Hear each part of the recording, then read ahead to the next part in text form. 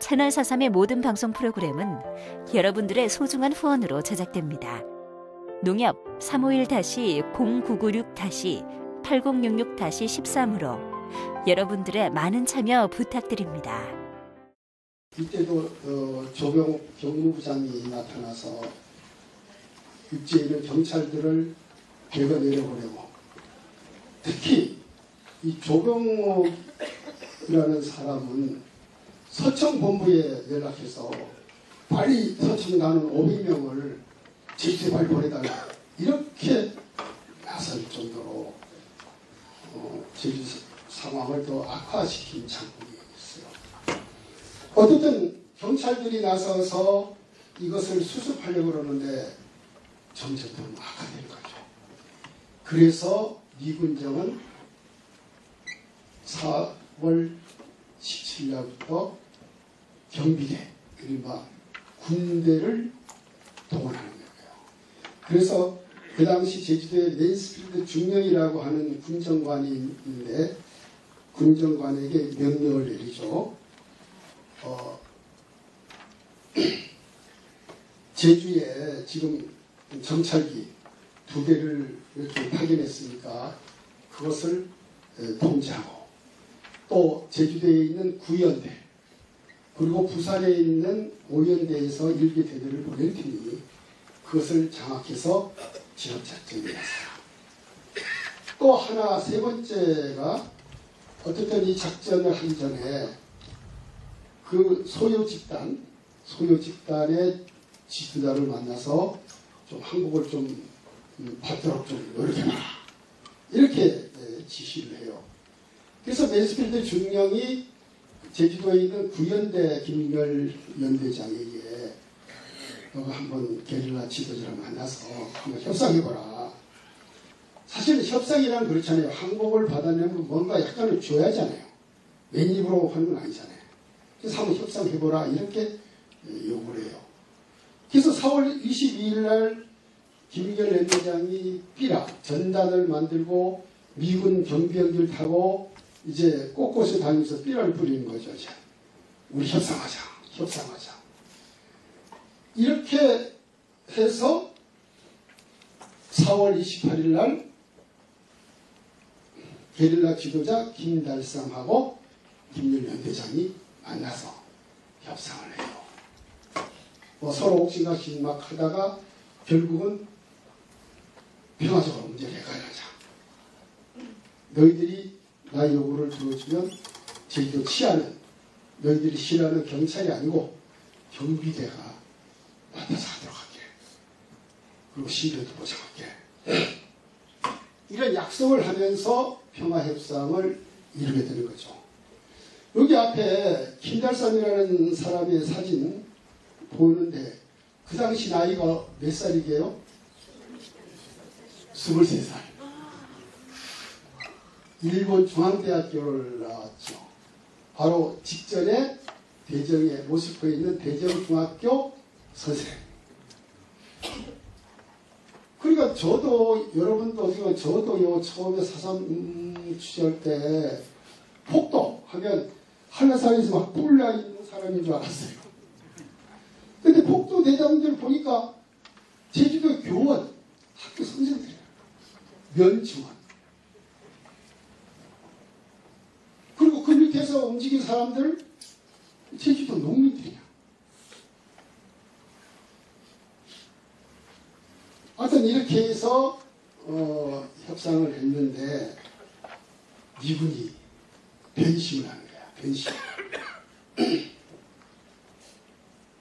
4월 중순까지는 이렇게 좀 온건적으로 타협을 해서 문제 해결을 하려고 했는데 4월 말에 이르면서 미국이 이걸 강경통으로 가는 거예요. 그 유추해 보건데 그것은 미국 본토에서 김열 유고에 의하면 유엔에서 소련 대표가 우리가 통치하는 지역에서는 조용평온한데 미군이 통치하는 지역에서는 왜 말이 많냐. 제주도에도 보니까 소유 사태가 났다고 그러는데 이렇게 발언을 했다는 거예요.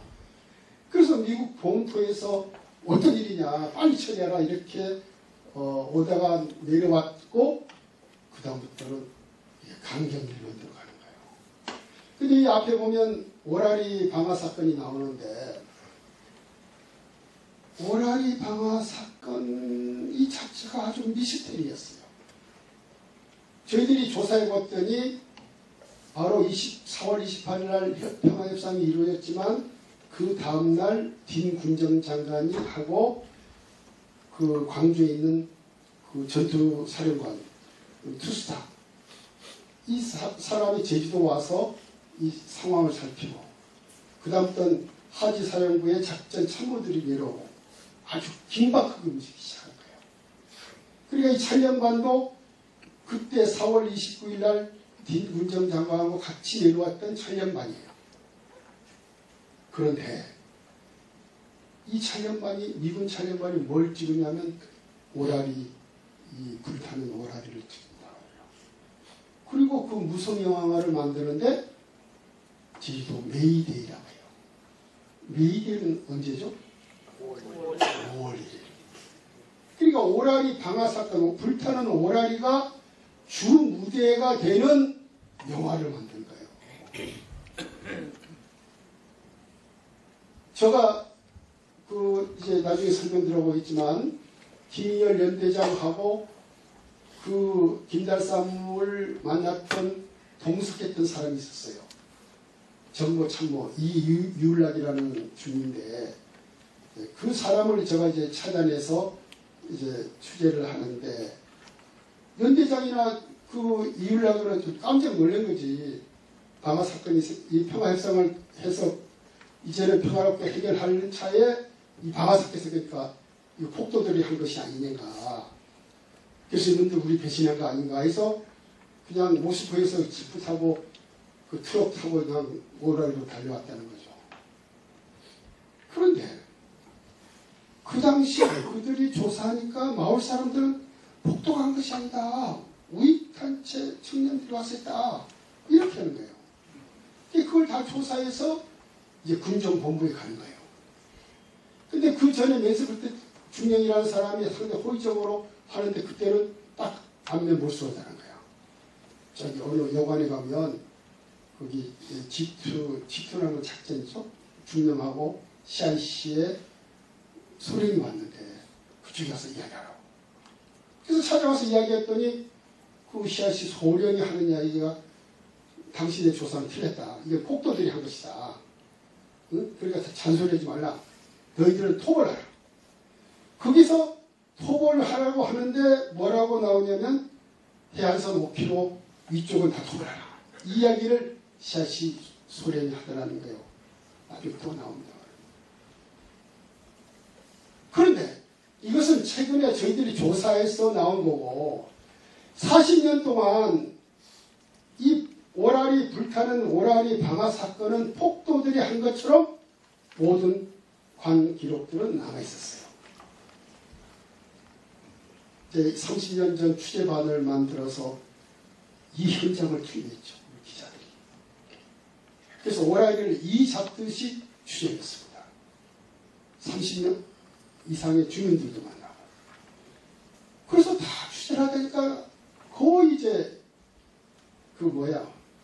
모자이크가 이제 맞춰지는 건데 그 가운데 어떤 이야기냐면 그 방화했던 사람들 중 우리 마을에 대성 청년 다문도 있었다.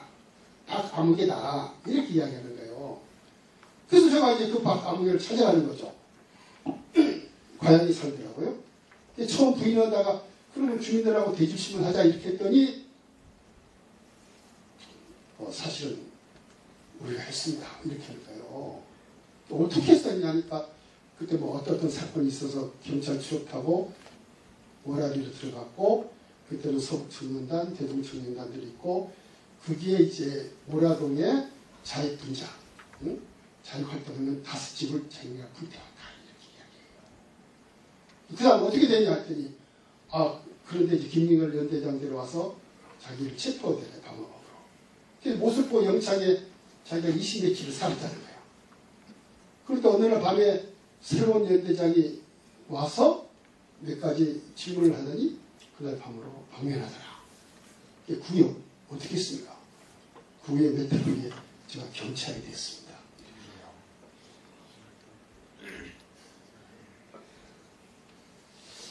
그런 걸 들으면서 기가 막히잖아요. 이 중대한 사건의 방화범이 형사관이 되는 거야. 그래서 도대체 이 미군은 뭐냐 이렇게 의문이 생기잖아요.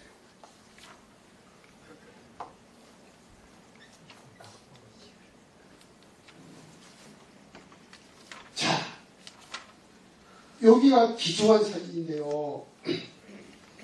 5월 5일날 딘 군정장관하고 그 당시 경비대 총사령관, 그다음 경무부장 조병우, 하여튼 그 미군정의 지휘부가 다 제주도 내려와요.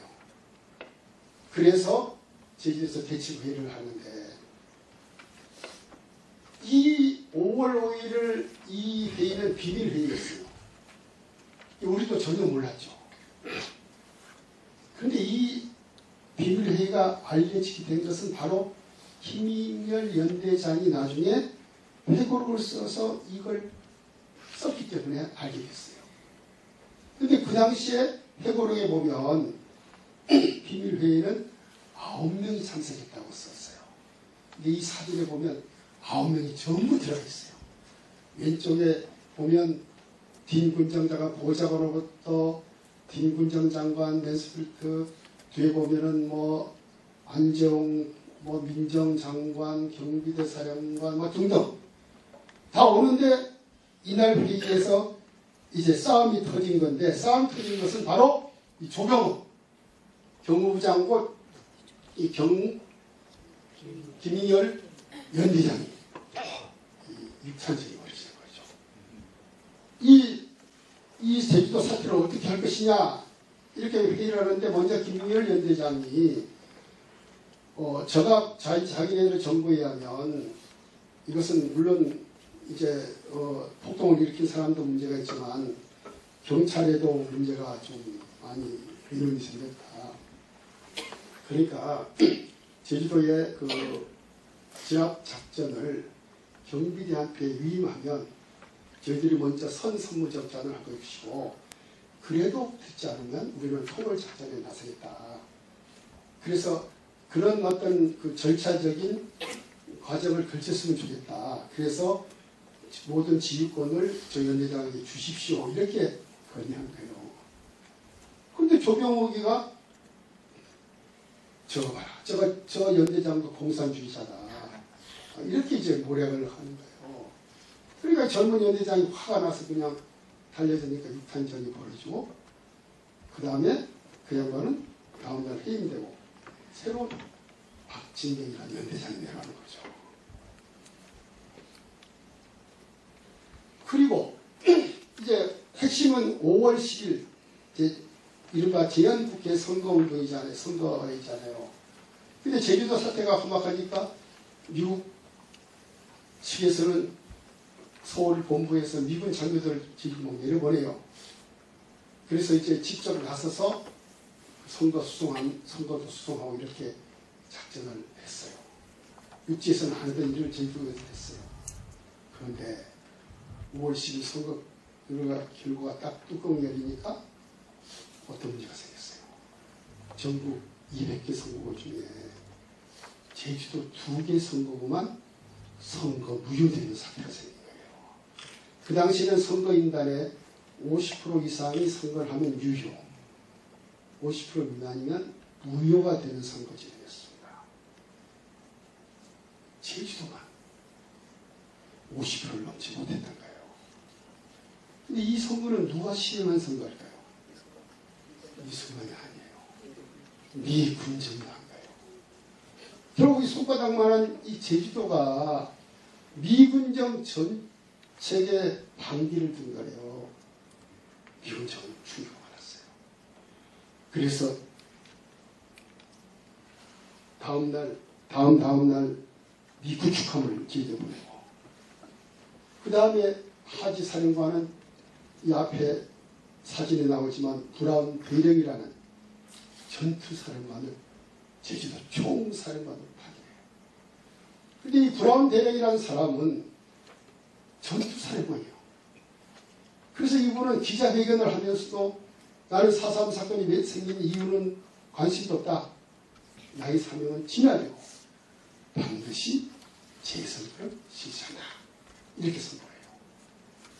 그리고 나의 작전은 서쪽에서 모슬포에서 동쪽 성산포까지 쓸어버리는 작전을 전개하겠다. 이렇게 공언을 해요. 그러니까 이 4.3 3.1절 발포, 4.3 봉기, 50 선거 실패 이런 상황이 고비고비마다 미군은 민심을 달래는 법을 몰라요. 물리력으로 진압만 하려고 해요. 더군다나 여기 보면 이 로버트 증장이라는 사람이 또 제주도에 내려와서 동의하면서요. 이분은 통일부 고문인데 통일부라고 하면 지금은 국방부예요. 국방부 고문인 장군이 와서 이제 재선거를 하는 거죠. 근데 재선거라고 하면서 하는 것은 뭐냐? 젊은 사람을 무조건 잡아들이는 거예요. 6주 동안에 6,000명을 잡아들이는데 이 사람을 가둘 데가 없잖아. 그러니까 농업학교 천막을 지어서 천막에 수용을 해요. 근데 여러분, 제주도 청년이 6,000명 뿐인가요? 아니죠. 군인과 경찰이 마을마다 돌아다니면서 젊은 사람을 잡아들이니 군인과 경찰이 나타나기만 젊은 사람은 제가 있든 없든 관계없이 도망갔어요. 한마디로 가서 폭도 아닌 폭도를 양산에 내는 진압작전을 했다는 이야기예요.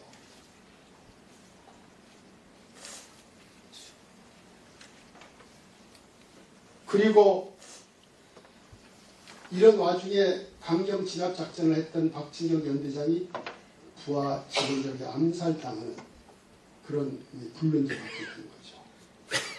근데 어느 정도 무차별 작전을 했냐, 검거 작전을 했냐는 이 앞에 있는 한 장의 뭐죠? 증명서가 설명해줘요. 증명서를 한번 볼까요? 하기 서명인은 미국인과 조선인 합동 주조를 맞춰서 석방함으로 되어 있어요. 이분은 894번째로 석방된 사람인데 언제? 48년 6월 23일 날. 48년 6월 23일 날 재선거를 하려고 했던 거예요. 근데 그 선거는 어떻게 했을까? 실패를 해요. 그러니까 그날 밤에 몇몇 사람들을 내보내준 거죠. 근데 여기서 석방된 이분의 현용준이라는 분이 그 당시 신분이 뭐냐? 중학교 2학년이야.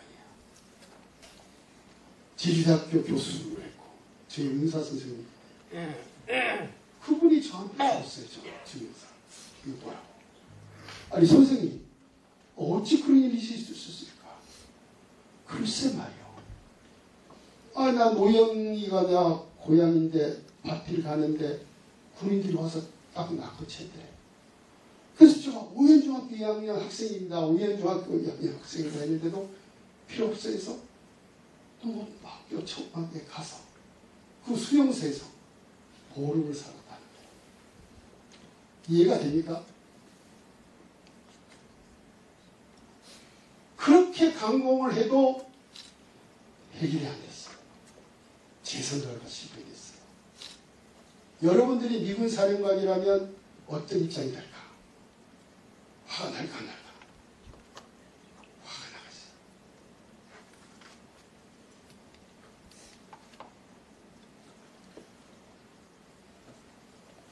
뉴욕타임스가 그 과정을 잘 보도하고 있습니다. 뉴욕타임스는 여러분 아다시피 미국에서도 아니 세계적으로 유명한 신문이죠.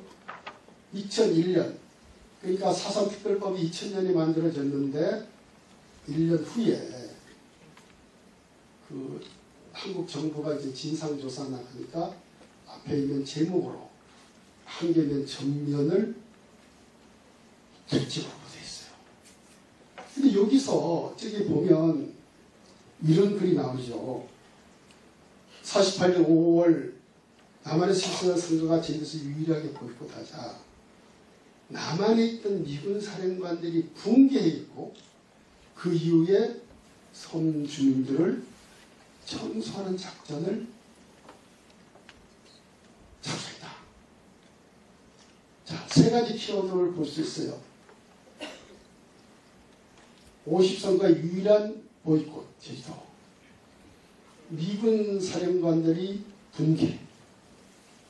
섬 주민들의 청소하는 작전. 이게 연결이 되는 거예요. 그러면 청소하는 작전은 뭘까요? 쓸어버리잖아요. 그것이 이른바 초토화 작전이에요. 그런데 초토화 작전의 시발은 어디서 시작되느냐? 바로 구연대장 송유찬 연대장의 포고령에서 시작돼요. 포고령을 보면 이렇게 나오죠. 48년 10월 20일 이후 전도 해안선에부터 5km의 지점, 산악지대의 무허가 통행 금지를 포고하며 이를 위반하는 자는 이유야를 불구하고 조사할 것이. 이게 초토화 작전의 근거가 되는 거예요. 해안선에서 5km에 5km. 그런데 이 양반은 또 뭐라고 이야기하냐면 이 작전은 정부 최고 지령에 의한 것이다. 연대장 수준이 아니다. 이렇게 하는 거예요. 그러니까 이 작전은 그냥 순수하게 연대장 수준이 아니고 정부 차원에서 이루어지는 것이고 그래서 이 작전을 위해서 여수에서 일개 대대를 파견을 하려고 하는데 거기서 문제가 생겼어요. 여수 사건. 그래서 더 악랄하게 되는 거예요. 그리고 초토화 작전은 개념이 뭐냐? 해안선에서 5km의 안쪽에 있는 모든 것을 쓸어버리는 거예요. 여러분 지도에서 보면 해안선 5km 하면 거의 제주도의 80%가 해당되는 지역입니다. 뭘 쓸까? 사람을 써요. 남녀노소 가리지 않고. 두 번째 뭐 쓸까요? 가축을 써요. 소말, 돼지, 닭. 왜? 이게 남녀노소 폭도들이 양식이 되니까. 세 번째 쓴 것이 뭘까요? 가업지. 4만여 채의 집을 굴려왔어요. 이게 초토화 작전의 실상이에요. 여기서 많은 사람들이 죽어나갔죠.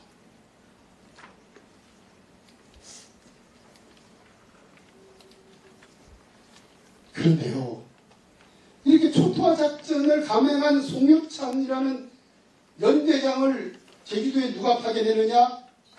바로 로버트 장군이 파견한 거예요. 저희들이 찾아낸 문서에 보면 로버트 장군이 통일부, 아까처럼 국방부 고문관일 때 제주도에 있는 브라운 대령에게 통보한 내용이에요. 48년 6월이거든요. 송유찬 소령은 강인하며 용감한 사람이다. 우리는 감찰관을 보내지 않을 것이다. 왜냐하면 송소령은 우리가 보유하고 있는 최상위 장교이며 그를 감찰관으로 활용할 수 있다. 미군이 아주 신뢰하는 장교를 보냈다 이거죠. 그게 송유찬이고 그 사람이 이 초토화 작전을 감행한 거예요.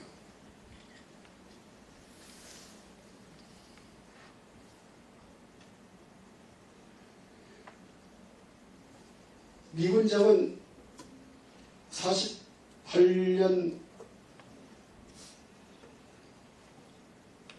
8월 14일로 종료가 되고 8월 15일 날 대한민국이 선포됩니다.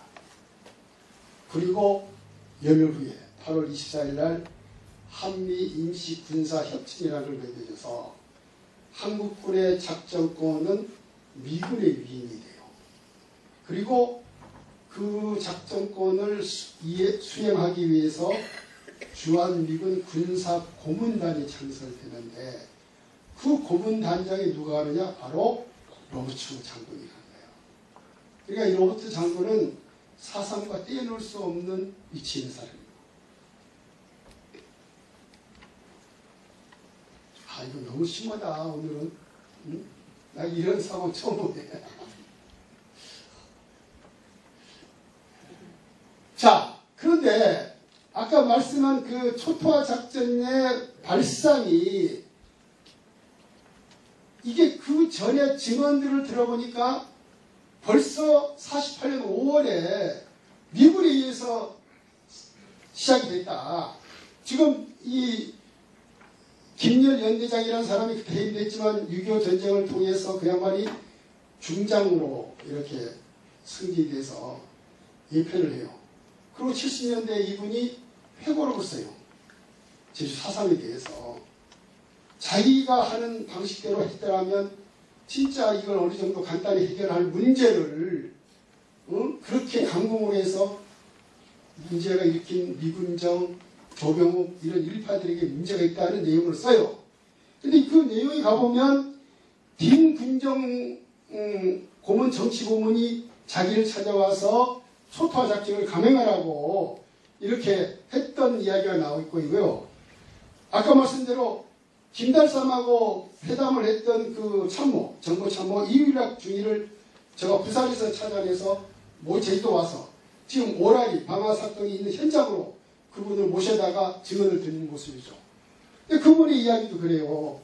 자기네가 방화 행위는 경찰 지휘받아 우익청이다로 자기가 조사했다. 근데 미군 시아이 소련이 이걸 폭도로 한 것이다 막 우기더라. 그리고 너희들은 잔소리 말고 토벌하라. 해안선 5km 이쪽으로 토벌하라. 이렇게 하더라. 이 사람도 막 흥분하면서 증언을 해요. 자, 저희들이 정부 보고서가 나오면서 이 초토화 작전은 국제법을 어긴 것이다. 그 책임을 세 군데 물었습니다. 첫째는 군주의부. 앞에 보면 뚱뚱한 양반이 그 최정덕 참모총장이라는 분인데 그 왼쪽에 바로 송유찬 연대장이 있고요. 두 번째 책임을 이승만 대통령에게 물었죠. 이승만 대통령은 이런 그 불법성이 있는 계엄령을 선포한 것만이 아니고 서청본부에 가서 막 선동을 해요. 제주도가 적화가 됐으니까 여러분 항공정수에 투철한 여러분들이 제주도 가서 제주도를 구해주십시오. 서청단원들은 그 말을 듣고 와서 제주도 왔다는 거예요. 서청단원들이 2월에 들어오면. 그리고 저희들이 찾아낸 국무회의록을 보니까 49년 1월 달에 제주도 사태를 가혹하게 다룬 거예요. 이승만 대통령이에요. 근데 그 전제가 뭐냐면 미국으로부터 원조를 적극적으로 받기 위해서라고 설명을 한단 말이에요. 그러니까 여전히 미국은 이 사상에 대해서 관심을 표명하고 촉구를 하고 있어요. 대표적인 구체적인 사례가 나오는데 비밀문서인데요. 48년 12월 18일이야.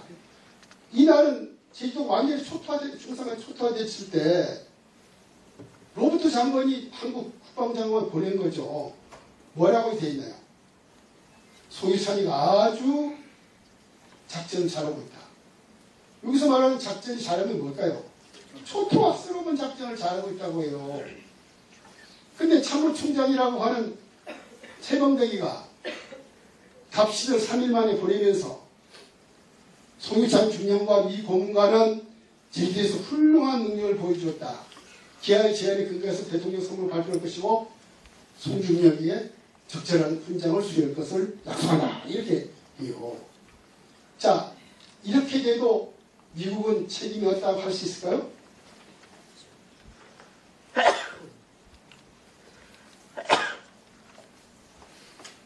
로버트 장군은 제가 지금 파워포인트는 안 했지만 그 내용에 보면 49년 3월에 그 미 대사관에 보고하는 보고서가 나와요. 그게 보면 제주도의 게릴라들의 작전에 대해서 내가 한국의 총리와 대통령에게 강력한 편지를 보냈다고 그런 것이 나와요.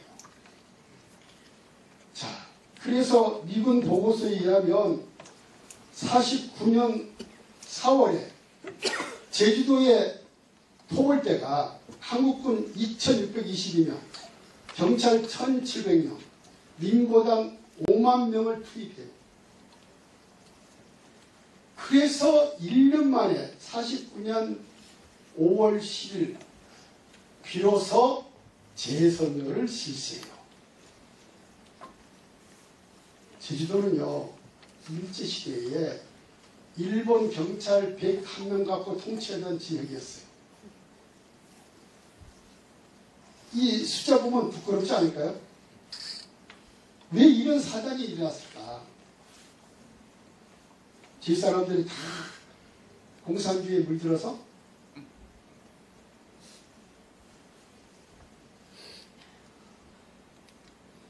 자, 이런 상황을 그동안 과거 이승만 정권 군사정부에서는 본상폭동이니까 누구든 말해서는 안 된다는 걸로 지하에 가뒀죠. 그런데 이제 특별법이 만들어지고 진상보고서가 만들어지고 그 다음에 그 보고서에서 노무현 대통령이 우리 대한민국 역사상 처음 과거사에 처음으로 사과를 했죠. 그리고 이번에 문재인 대통령이 다시 또 사과했어요. 그러니까 노무현 대통령이 2번, 문재인 대통령이 한 번, 대한민국 정부 대통령 3번 사과한 것이죠. 근데 대통령의 그 표현 중에 이념은 당시 학살을 정당화하는 명분에 불과했다. 이렇게 이제 표현을 합니다. 그런데 정작 학살의 한 축인 미국은 어떻게 하고 있나요? 침묵. 아무 소리 안 하죠.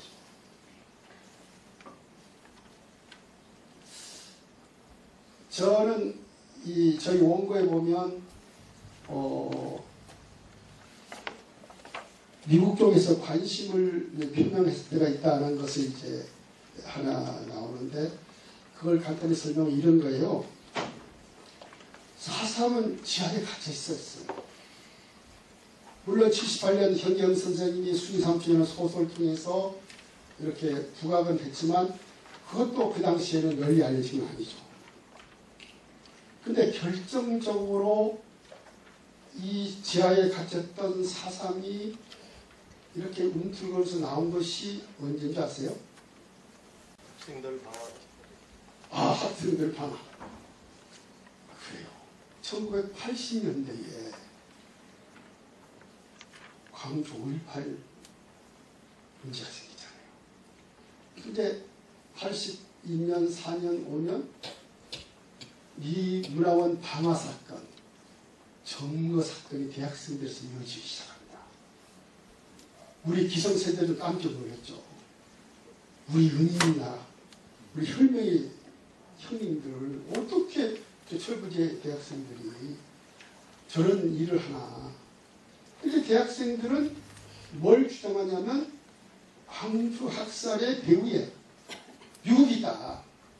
그 책임을 인정하고 사과하라. 이걸 요구한 거예요. 그러면서 그 이슈가 몇 년 흘러갔어요. 80년대 중반까지.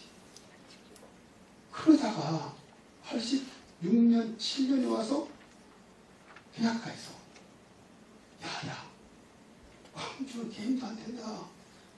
제주를 봐라, 제주. 제주가 어마어마하다. 미군에 의해서 어마어마한 사람들이 죽었다 한다. 이게 반미운동과 더불어서 꿈틀기 시작한 거야. 그래서 그 전에 4.3은 공산폭동인데 학생들이 야 이거는 민중항쟁이다. 이렇게 소리치기 시작한 거야. 그게 87년 6월 항쟁하고 맞물려서 튀어나온 거예요. 그런데요. 미 국무부에서 아주 재미난 분을 그 관리로 스카우트 하는데 그것이 87년이에요. 존 메리라는 박사를 스카우트해요. 근데 존 메리라는 박사는 어떤 분이냐? 전 세계에서 4.3을 연구한 논문을 처음으로 쓴 분이에요. 1975년. 그것도 미 하버드 대학에서. 우리가 꼼짝도 못할 때 그분이 한국의 평화봉사단으로 왔다가 4.3 얘기를 듣고 미국에 가서 미국에 있는 자료를 수합해서 석사학위 논문을 써요. 4.3 논문. 그리고 그분이 또 한국 전쟁까지 연구해서 박사가 되고 대학 교수가 됐어요. 그런데 그런 분이 87년에 미 국무부 동북아 분석관으로 스카우트된 거예요. 근데 가만히 생각해 보세요. 한국 상황하고 그 스카웃이 무관할까?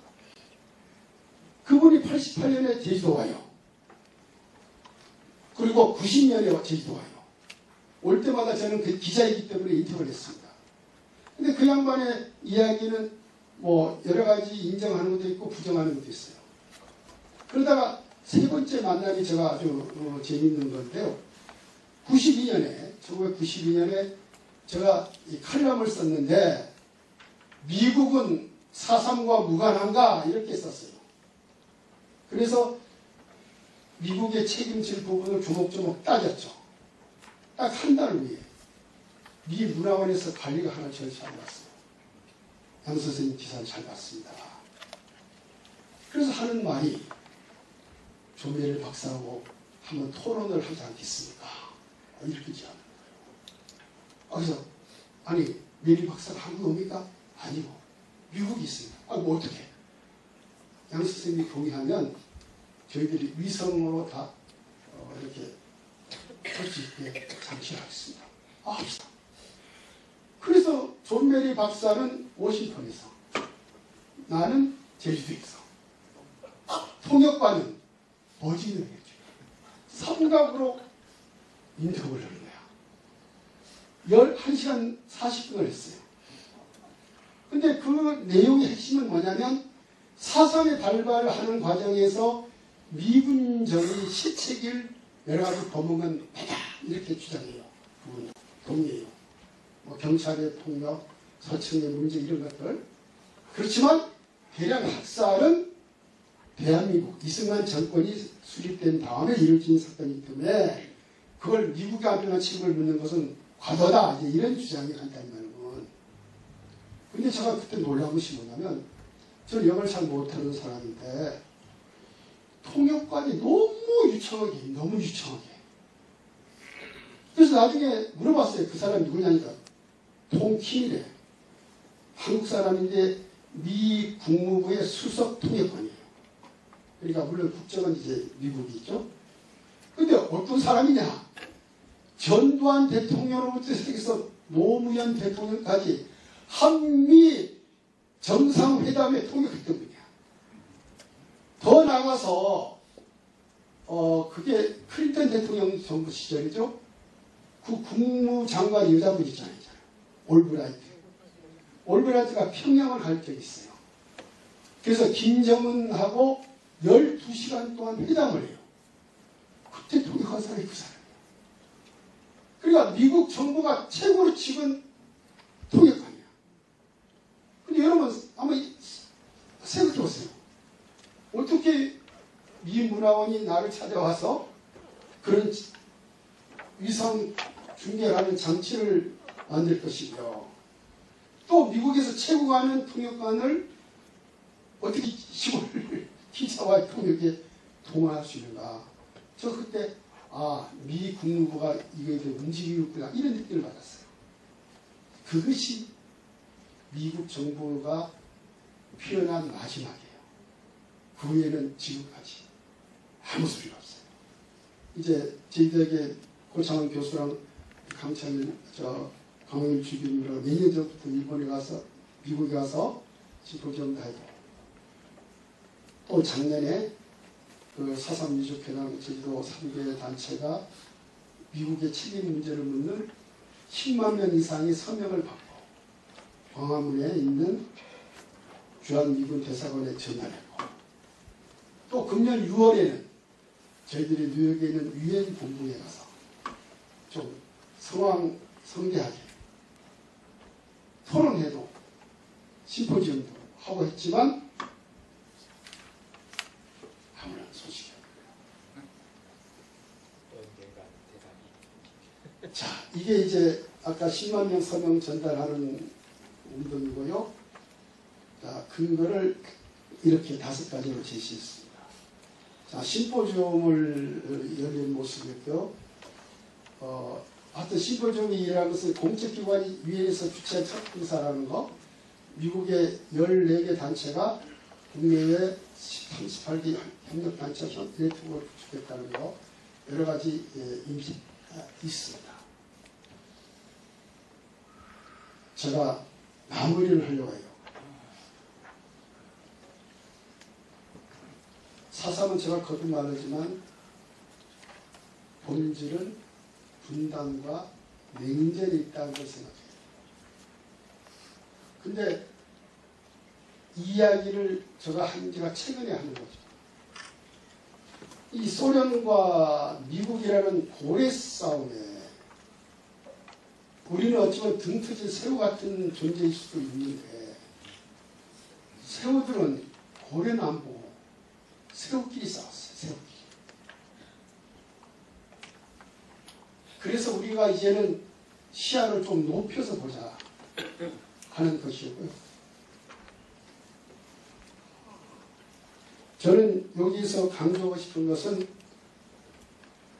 국가 권력을 할지라도 특정 지역의 역사와 전통, 주민의 정서 등을 무시하고 오로지 물리력만 앞세워서 진입했을 때 어떤 결과가 나타나는가.